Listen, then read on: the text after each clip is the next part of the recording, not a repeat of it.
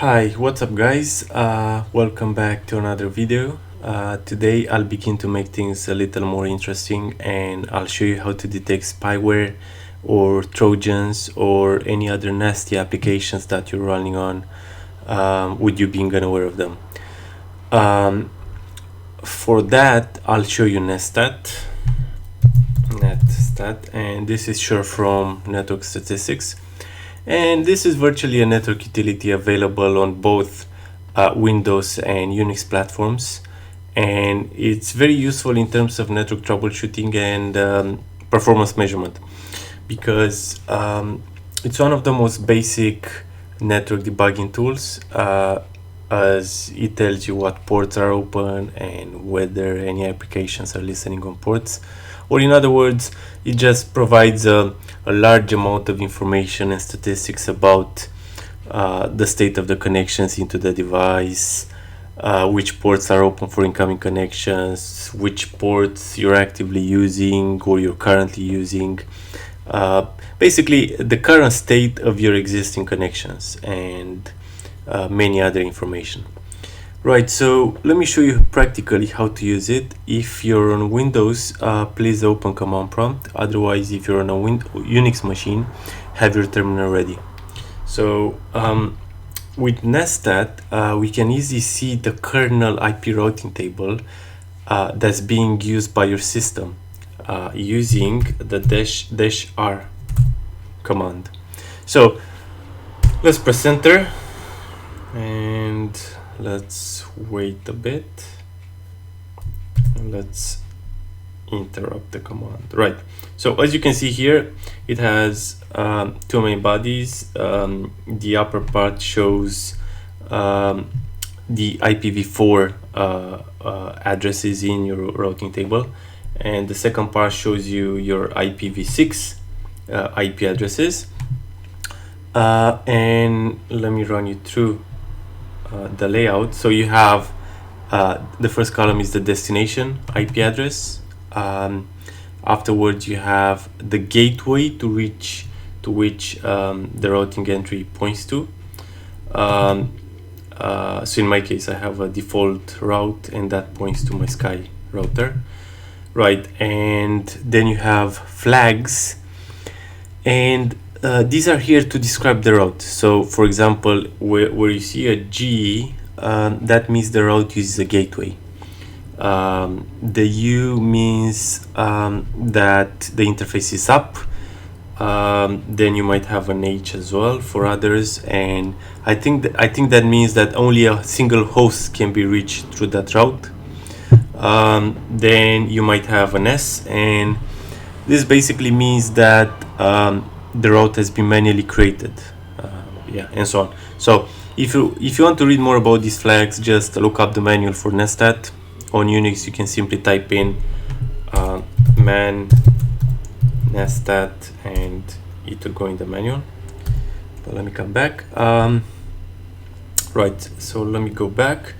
Then you have the refs column, and virtually this gives you the number of active uses for the route. And for example, TCP, that's connection oriented protocol, uses a single route for the period of a connection, while you have connectionless protocols such as UDP or user datagram protocol that obtains a route while sending to the same destination. Afterwards, you have use, and use provides the number of packets sent using that route, so how much you send on that route. And last but not, it's the one before last, nettif, that indicates the network interfaces used for that route. And the last one but not least is expire, and that displays the time, I believe in minutes, remaining before the route expires. Right, so you see all this bulk of information about your system's routing table, but the Netstat command has a much greater functionality, and one of the most useful things you can use it for is to show exactly your system's incoming and outgoing connections. So regardless if it's your system which initiated the connections or a remote system. So if you use the option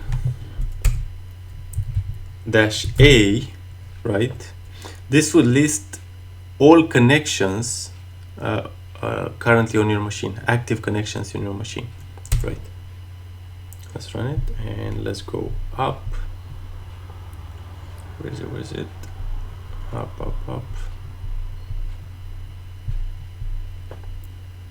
So as you can see, the amount of information here is huge, but we should worry about this bit, right? So let me run you through what it displays. So you have column 1, and this shows the protocol type that you're using. So you might see TCP4 and TCP6. TCP4 is basically means that you're using the TCP protocol over IPv4, and the same rule applies for TCP6, TCP protocol over IPv6. Then you have the receiver Q, and I believe Q stands for quantity, because this is the number of bytes not yet fetched by the remote application that you're currently connecting with. And then you have the sender Q, and this is the number of bytes not yet acknowledged by the remote application. Then you have, let me start with foreign address first, shows where the connection is coming from. And then you have the local address, and this basically shows what on the local machine is it connected to. So and the last one is the state, and this is basically the state of the connection. Where you see established, that means the connection is set up and ready to go. And many times you will see listening, and that means that the socket is listening for any incoming connections. So as a summary here, basically this local IP address on this port has an established, let me show you here. So this local IP address on this port has an established connection with this remote host on HTTPS. So this rationale applies for all the other connections.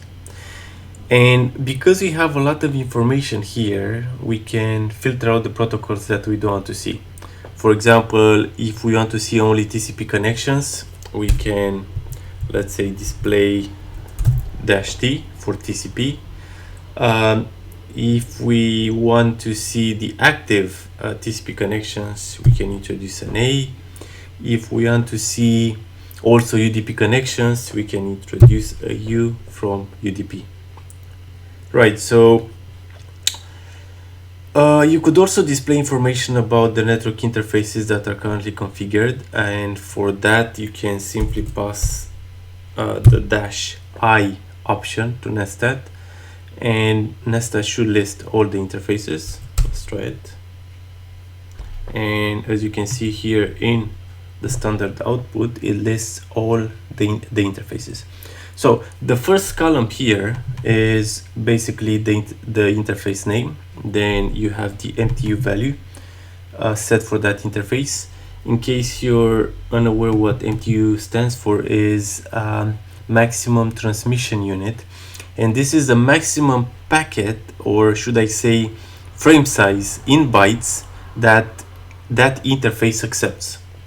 Right, so in this case, our loopback interface accepts 16,000 bytes, a maximum frame size of 16,000 bytes. Right, then you have network and the address, and afterwards you have I packets, and let me tell you about I packets. So this displays the number of packets that this machine has received on this interface, or should I say on each interface, right? Then you have O packets, and this stands for output packets. This displays the number of packets we have transmitted on that interface. So if you see I packets and O packets, and if you see them that they're continually increasing, it means it's a good proof of an active network traffic on that interface. Right, so then we have I errors, and this is input errors and output errors, and generally this should be close to zero. Regardless of the amount of traffic, if you ever see close to 100 errors in either of these fields, that's not really a good sign. If you see high output errors, that could possibly mean a saturated local network, or maybe a poor physical connection between the host and the network. Anyways, on the other hand, when you see high input errors here, that could indicate either a saturated network or that the local host is overloaded. In some cases, it may mean that there's a physical network problem. And when that occurs, you can use ping to see if there's any problem like this. Right. So, and last but not least, you have call, and this is the number of collisions in your network. And using this, you can calculate the network collision rate. You do that by dividing the number of collision counts, seen here, by the number of output packets, seen here, right? And a high value up to 5% may be normal, but if the percentage of output packets that results in a collision is too high, it indicates that the network is saturated. And collision rates greater than 5% need very close inspection, and therefore I would say that this column is quite useful to evaluate the collision rate, because this can help you determine if your local network is saturated. Right, so that's it for today. Before I go, I'll give you another precious info. You can even calculate the error rate for the input packets by dividing the number of input errors, seen here, by the total number of input packets. So input errors over input packets. And the same applies for the error rate for the output packets, is the number of basically output errors divided by the number of output packets. And if the input error rate is high, your machine might be dropping packets. And that's all for today. That's Netstat. I hope you feel more competent now in network troubleshooting. I think you're armed with a tool that gives you a lot of quality information about your network, so please use it wisely. I hope you have enjoyed this video. Don't forget to subscribe, and I will see you in the next video.